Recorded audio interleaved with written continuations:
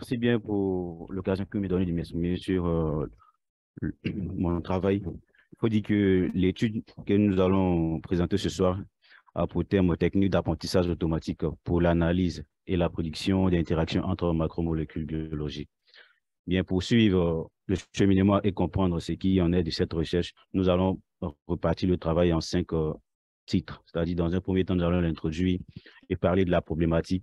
Ensuite, nous allons parler de l'objectif qui nous a amené à faire cette étude. Par ailleurs, nous allons exposer notre méthodologie pour y parvenir et ensuite exposer les résultats qui surgissent de cette recherche. Par ailleurs, nous allons préciser l'application de cette recherche dans la vie courante. Sans toutefois tarder, il faut dire que l'informatique est un domaine de la recherche qui est régi par plusieurs disciplines telles que l'apprentissage automatique et les réseaux neurones, le deep learning. Et au fil du temps, le monde se développe. Les méthodes informatiques sont appliquées dans la biologie, dans le domaine de la santé. Il faut dire précisément dans la biologie. Et elles sont appliquées dans le domaine de l'analyse des séquences et la prédiction de leurs interactions. Il faut dire une macromolécule est une molécule complexe qui est constituée de plusieurs molécules.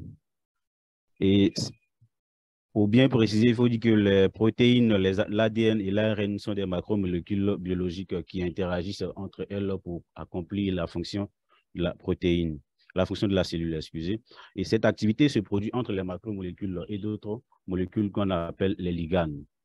Ces liganes-là sont, comme exemple, nous avons les médicaments qui sont des liganes qui interagissent avec d'autres molécules appelées molécules cibles. La compréhension La compréhension de ce mécanisme est nécessaire dans la mise en place d'un nouveau médicament. Est nécessaire dans la mise en place d'un nouveau médicament. Et les méthodes existantes pour mettre en place un médicament sont des méthodes très, très fastidieuses. C'est-à-dire elles prennent du temps et sont coûteuses. Ces méthodes-là sont la plupart des temps des méthodes au laboratoire, qui sont étudiées au laboratoire par des biologistes pour pouvoir trouver un prototype de médicament. Et elles peuvent être très fastidieuses. En fin de sortie, nous n'avons pas de résultats qui soient convaincants. Alors, dans cette optique, les méthodes informatiques sont vivement encouragées pour pouvoir participer à la mise en place des procédés médicamenteux. Donc, le problème ici que nous allons étudier, ici, on se pose la question de savoir quelles sont les techniques de machine learning à mettre en place afin de concevoir un modèle de prédiction qui infère le mieux les interactions entre les macromolécules biologiques. L'objectif, dans un premier temps, l'objectif principal de cette étude sera d'améliorer les techniques de prédiction et des interactions entre les macromolécules biologiques. Et comme objectif spécifique 1, nous allons construire un modèle pour améliorer l'extraction des caractéristiques. Objectif spécifique 2, nous allons proposer des algorithmes de qualité en utilisant les résultats des modèles que nous avons mis en place dans l'objectif spécifique 1. Et au niveau de la méthodologie, il faut dire la mise en place d'un outil informatique dans le domaine de la biologie est un travail qui se situe à 2 étapes. Donc, dans un premier temps, nous allons parcourir la littérature et extraire au niveau des banques de données biologiques les séquences d'ADN. Les données à notre niveau ici sont des séquences d'ADN que nous allons extraire sur les banques de données. Ensuite, après avoir extrait ces données-là, nous allons les analyser. Après l'extraction, nous allons les analyser. L'analyse à ce niveau se situe en 2 étapes. C'est-à-dire, premièrement, il faut comparer. Quand on parle de la comparaison, on parle évidemment de l'alignement des séquences. Et la difficulté première qui en ressort de ce travail, il faut dire que les séquences extraites sur les banques de données biologiques sont généralement de tailles différentes. Et notre travail à ce niveau sera dans un premier temps, de trouver une méthode pour pouvoir uniformiser ces séquences-là avant de les comparer. Et nous allons utiliser ici la technique Bigram qui avait été étudiée auparavant par Popon et al. En 2020 et qui a donné des meilleurs résultats allant de 80 à 97% de succès. Donc, nous allons améliorer cette méthode pour exposer, compléter avec la méthode d'analyse. C'est-à-dire, à notre niveau ici, nous allons, comme technique d'analyse de données, nous allons utiliser l'ACP. Pourquoi l'ACP? Parce que pour extraire les données, il y a plusieurs variables. Donc, nous avons étudié les différentes méthodes d'analyse des données. Donc, on voit ici que l'ACP qui nous permet d'étudier, de faire une étude à plusieurs variables pourra être appliquée.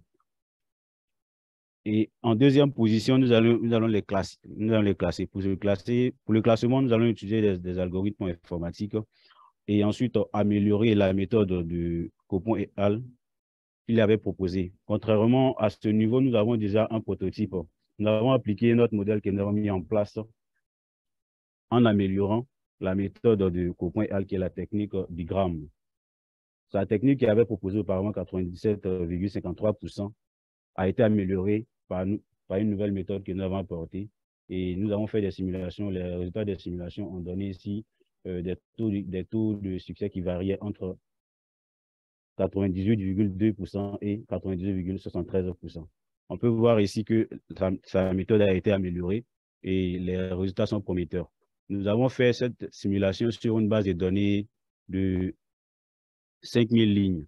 Et après avoir fait la simulation, nous avons appliqué encore cet algorithme sur une grosse base de données que nous avons soumis au niveau du centre de calcul, au niveau de Bézerville. Nous attendons le résultat pour pouvoir conclure au niveau de l'algorithme de son efficacité, sa solitude et en termes de robustesse. Et comme résultat attendu lors de la sortie de cette recherche, il faut dire que nous envisageons des techniques d'extraction des caractéristiques très efficaces. Comme résultat numéro 2, nous avons un modèle robuste et stable. Ce qui est en train d'être fait actuellement en termes de robustesse. Nous avons déjà appliqué les premiers tests.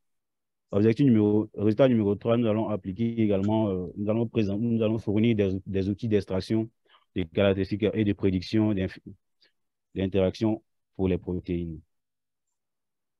Au niveau de l'applicabilité, il faut dire qu'au sorti de cette recherche, les résultats attendus sont d'ordre divers. Dans un premier temps, ces résultats seront appliqués au niveau des laboratoires, de médicaments, ainsi de suite au niveau des industries pharmaceutiques. Les ONG également qui œuvrent dans le domaine de la recherche du côté des médicaments. Et par ailleurs, ces résultats seront ressentis plus tard sur la population. Pour conclure, il faut dire que les techniques expérimentales restent coûteuses et prennent du temps. Donc, les méthodes de l'informatique sont vivement encouragées, ce qui nous amène aujourd'hui à faire ce travail. Merci de ainsi présenter notre travail.